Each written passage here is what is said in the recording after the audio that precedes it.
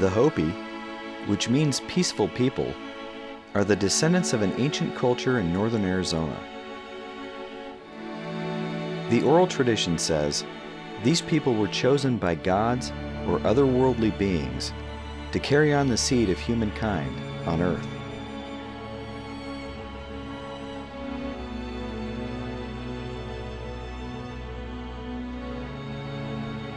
Yet most people do not even know they exist. Welcome to Sin City, Bastion of Excess, where you can catch a world-class show and an STD all before dinner. It's hard to imagine only 8 hours from this place, we found a civilization as advanced as the Maya, the Egyptians, and the Sumerians, right in our backyard.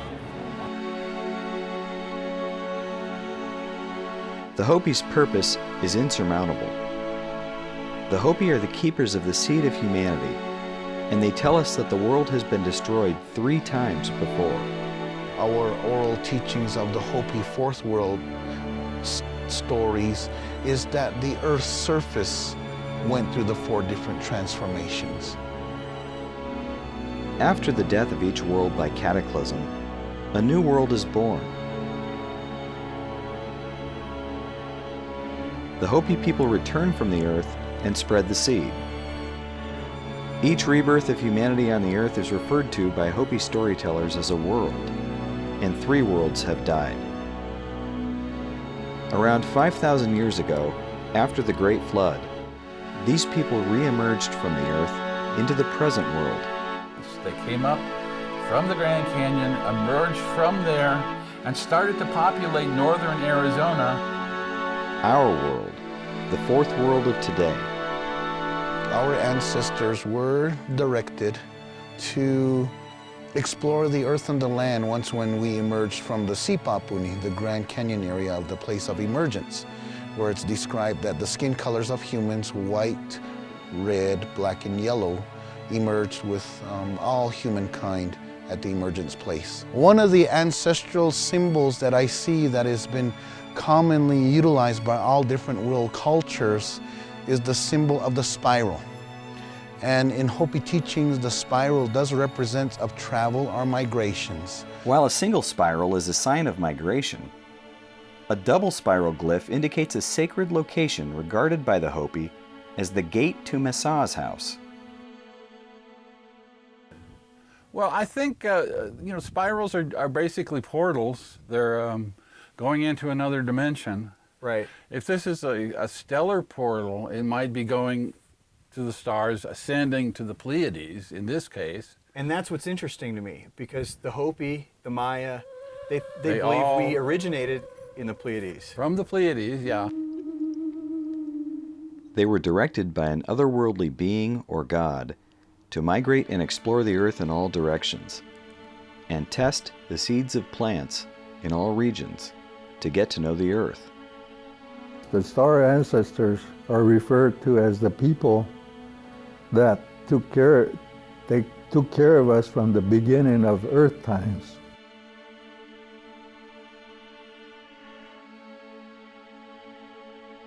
Those who have studied the Hopi and their legends believe these people teach a vital lesson of survival. In our clan history as to what not to do again. And so we've come this far today, and you come to understand at some point in your life that, you can only exert so much control over the world around you. But who are the Hopi? Where did they come from? Some believe they came from within the earth. Some see them as survivors of the lost continents of Atlantis and Lemuria. They're coming from an island in the Pacific. Some say it's the island of Mu or Lemuria. Some see them as the children of star beings, and there are yet others who claim they're the lost tribes of Israel. The Hopi have what may be called a legacy of prophecy. That is, they have been guided for centuries and perhaps millennia about these visions of the future that they receive through fasting and meditation and so forth. The Hopi people have a prophecy foretelling the end of this world as we know it. There are 9 signs leading up to the end of this existence, and 8 have come to pass.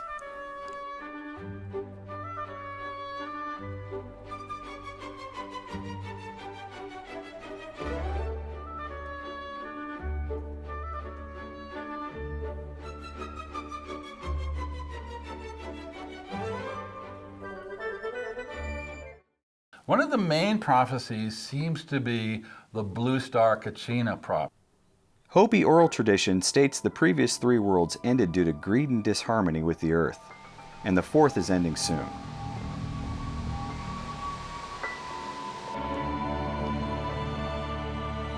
How is it that we see evidence of the Hopi in the language, art, and religions of ancient cultures all around the world, like the Sumerians, Egyptians, and Maya?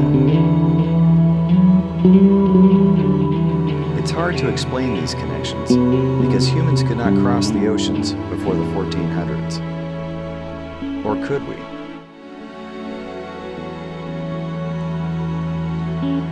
And the thing about this European guy, he's building reed boats, just like the Egyptians, reed boats. Really? Well, they not only sail, they sail across the planet. The Hopi share cosmology and god systems with the ancient Egyptians and Maya. And like the Maya, they have a prophecy foretelling the coming end of the world as we know it.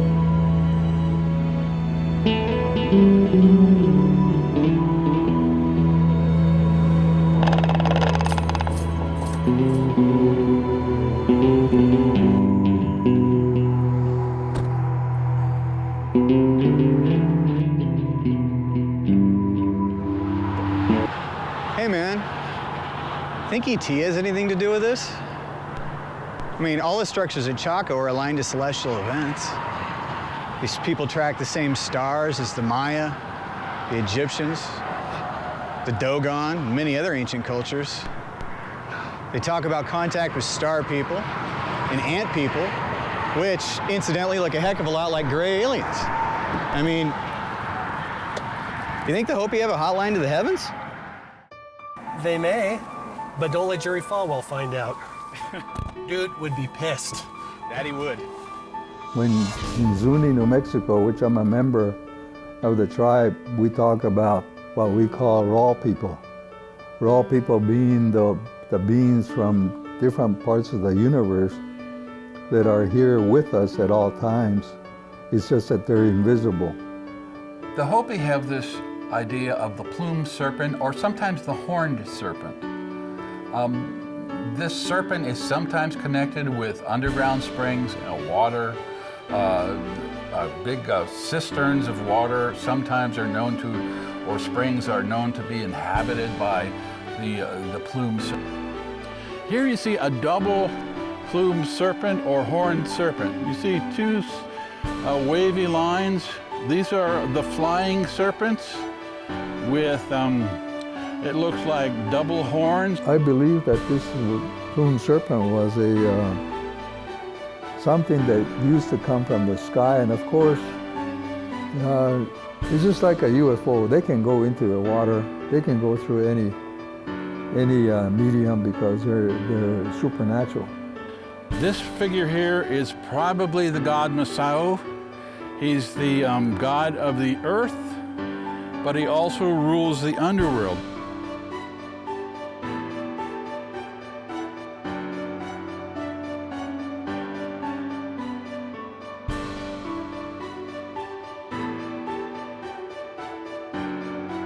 The reference to star beings has always been referred to by many different tribes, many different people, because they're the ones that taught us all the things that we have, that we're supposed to have to survive on this planet.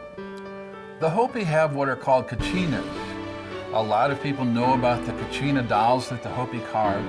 These dolls essentially were carved for the children, for the benefit of the children. Some of the kachinas have like big Google eyes and big mouths, and others, they look like space helmets, a cylindrical helmet with slits for eyes. Now, kachinas are considered spirit messengers that have come from the the other world or afterlife or some other dimension. The Kachinas come down, sometimes they are thought to come down on these flying shields that the Hopi called Patuvota. The Star people actually found the places where they say that they first came upon the places where they found the water first, and from there they started the systems and the peoples that we have now. The humanoids or the humans at that time were not functional. The Kachinas come down, sometimes they are thought to come down on these flying shields that the Hopi called Patuvota. And they pilot these flying shields, and they come down to the Hopi mesas and they interact with the Hopi people, and they basically try to help them with their agricultural pursuits throughout the season. Items given to the ancestors were of the planting stick, the ear of corn, and the gourd full of water, to represent that the people were to explore the earth and the land in the four directions, see how the seeds would adapt to the land and environment. And so the Star people are the ones that actually carried on the requirements to set up the systems and also to make functional what became later a human being. It sort of follows like the same story as the Anunnaki. The Hopi have these creatures called ant friends or Anunnaki. Anu means ant and Naki means friend. You put these two together and it sounds very much like the Sumerian gods called the Anunnaki, which came down from the heavens and mated with the daughters of men.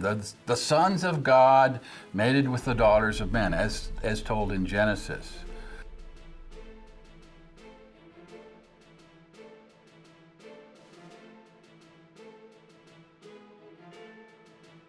The ancestors of the Hopi of northern Arizona, the Hasatsinam, convened here in Chaco Canyon to trade with distant Mesoamerican cultures, conduct ceremonies, and commune with each other in the heavens. Oral histories of Puebloan peoples speak of dark forces that were awoken here, leading to Chaco's abrupt and mysterious abandonment. Okay, so you know how everybody talks about how the people of Chaco just mysteriously and suddenly vanished? Yeah. Well, I gotta think that has something to do with resources. There weren't many. I mean, you're up in the high desert, there's hardly any water. Trees are 50 miles away, for God's sakes. Yeah. I mean, I think these people use ceremony to try to commune with nature and just to survive. You think? Yeah. I kind of doubt that. I bet you by that point the elite were controlling ceremony. They had the masses hypnotized. And in our rituals today and in our celebrations and our spiritual practices, we talk about the ways that the gods brought all the different plants, different animals, and also the social and spiritual structures that we're supposed to follow. The Hopi are basically an oral culture. That means that they pass their information down from one generation to the other. The Hopi elders sit in their kivas, mostly during the winter time, and they pass these stories on. They tell the youth of the Hopi the legends of the ancient ones, the legend of the elders, how it was in the early times. And they're very exacting by the way they impart this information to their sons and to their daughters. The people of Chaco Canyon went to great lengths to build complex ceremonial chambers called kivas. Okay, and understandings of the underground ceremonial chamber of the kiva, as we know it in Hopi culture and religion. There are different levels that are found within the structure of the kiva, where I would state what is representing of the dance platform, the northern section of the kiva. There is a hole in the floor of the dance floor to represent of that emergence place, the sipapu. So that counts as the first world. The dance platform in the kiva would represent of the second world. The elevated southern portion of the modern kiva structures of Hopi, that elevated portion is reserved for the spectators, the women and the children folk, to witness of the ceremonies conducted in the confines of the kivas. So that represents the third level, or the third world. And then where the ladder is rested on that elevated portion protruding out of the modern kiva or the hatchway, what I term it as is when you emerge from the kiva, you are emerging on this now present physical realm of the fourth world surface. The sipapu or reed depicted in the base of each kiva represents the gateway through which humans ascended into this plane, the fourth world. Like the big-top nature of our mega-churches today, the performers employed theatrics to engage the masses. Some kivas, like Casa Rinconada here, have underground passages that allowed members of the ceremony to pass through unnoticed, popping up like a jack-in-the-box in the middle to heighten the spectacle. Ceremony was a means for the people of Chaco to connect with ancestors, deities, and other realms. They, like the Maya, also broke pottery, one of their most prized possessions, as offerings to the spirits.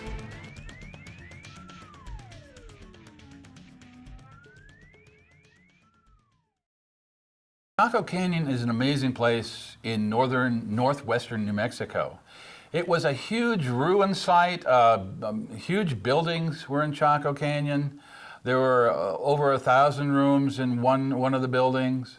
There are many different buildings, and it was a highly complex city in the middle of the desert. This is Pueblo Bonito, the greatest of the Chacoan great houses. It was the largest structure in the United States until 1870, as big as the Roman Colosseum. These tiny rooms at Pueblo Bonito are of particular interest.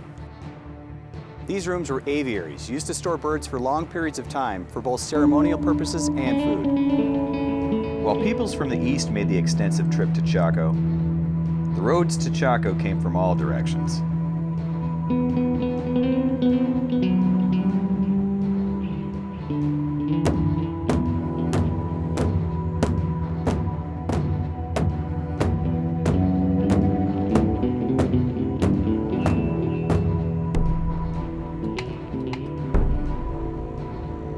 This is the Great North Road.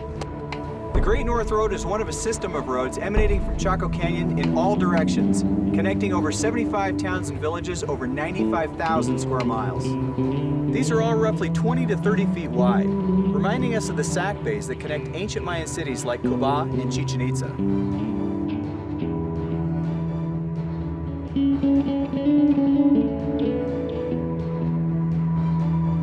The world is, or was, in a pure state.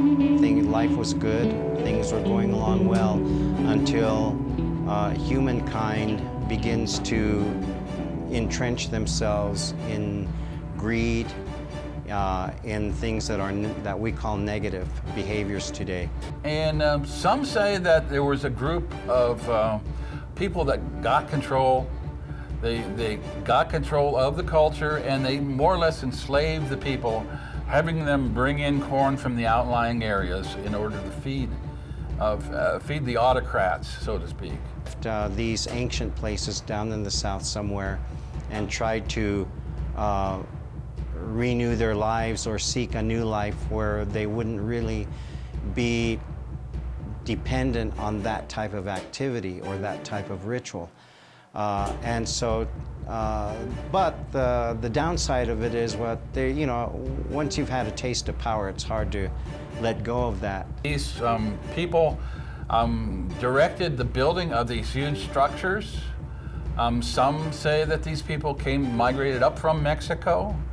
Others think that they were a part of a group called the Chichimecs, or the Chichimeca. These are called the Sons of the Dog. Our history, there were a group of people, or maybe different clans, that got into this hunger and need for power and control. And our clan is one of those, because as I understand it from my uncle a long time ago, many generations ago, even back into mythological times, that We were involved with ritual sacrifice, human sacrifice. And that went along for a while, and there came a time when people understood that that really wasn't accomplishing much. In society, and there's been evidence, archaeological evidence, that cannibalism did exist. They've gotten from the bones and so forth, they've gotten this evidence that cannibalism did occur at Chaco Canyon and outlying areas. And there might have been a terror campaign to keep these people bringing in the corn, to keep them bringing in the tributes to this very cruel culture. Check this out. This place is absolutely amazing. This is Casa Rinconada, a Chaco and Great Kiva. Kivas were places where specific members of groups or clans would gather to perform secret ceremonies. The ceremonies conducted in Chaco's Great Kiva stirred up forces of nature that were not meant to be awoken. For some reason, these people dropped everything, sealed the doorways, burnt and sealed the kivas, and bailed. So a truce was made between the priesthood of the Indian community and the space people, or in this case the Kachina priesthood, that say, we will come, but we will be invisible, but you will represent us in order to carry out the ceremonies to take care of Mother Earth and to take care of the people. Because they're the ones that create the rain, they're the ones that bring the seeds for nourishment, and also the social structure that we have to carry out. And of course the spiritual connection between them, so that when we are, that's our pipeline, so to speak. And I was driving up to the Hopi Mesas at the time to go see a Kachina dance up there. And I had just read about the Egyptian star correlation, where the three pyramids on the Giza Plateau more or less mirror the belt stars of Orion in perfection. And I was gazing up at these three Hopi Mesas and thinking, well, maybe there's a star correlation here, right here in Arizona. But in a way, Orion is very important to the Hopi because it's the most important constellation because it synchronizes the winter solstice ceremony. The constellation Orion appears in the overhead hatchway of a kiva, which is an underground prayer chamber. Right. And that signals to start this winter solstice ceremony. At about, little after midnight, Orion appears in this overhead hatchway of the kiva. Kiva is underground, of course. And they begin this ceremony, and it ends at dawn, the winter solstice ceremony. The three Hopi mesas that the Hopi now live on, and these three stars in Orion's belt. And I also found outlying areas, outlying ruins and cities that the ancestral Hopi had built, corresponding to other stars in the constellation Orion. In fact, I found a one-to-one correspondence to each star in the Orion constellation. It corresponded to a village site or ruin site that the Hopi had built somewhere between 1050 AD and 1300 AD. I believe that the reason that the Orion system is laid out in such a manner was because that's probably where the builders came from. One of the main prophecies seems to be the Blue Star Kachina prophecy. Now, the Blue Star Kachina will come after the blue star appears in the heaven. The ninth and final sign is depicted as a dwelling place in the heavens that will appear as a blue star, bringing purification. The Hopi believe that this blue star will appear in the heavens, and a Blue Star Kachina will be dancing in the plaza and suddenly takes off his mask. That means that's the end of the present world. We're living at the very end of the fourth world. That's what many Hopi elders believe. This is a tradition the Hopi have been through, the destruction of the first world, second world, third world, and now we're at the end of the fourth world.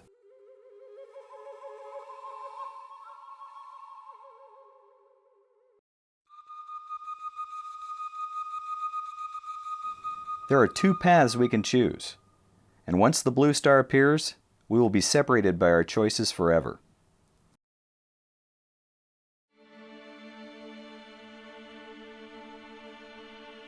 Who are the Hopi people? Oh, you got me on that. I don't know. Is that me? Is that you? It's anybody that you want them to be, I guess.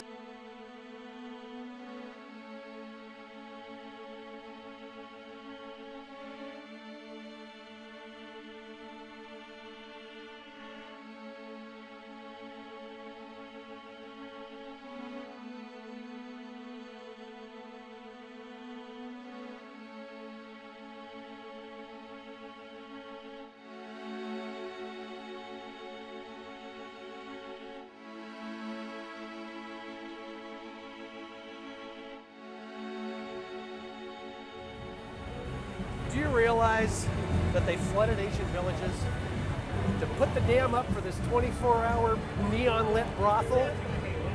Ancient wisdom, a cure for cancer? Forget it. What I need is a 24-hour buffet next to some hooker with a license to get away with it. Nicely played. Dude, there's plenty of great sites left out there. We just need to get off the couch and go educate ourselves.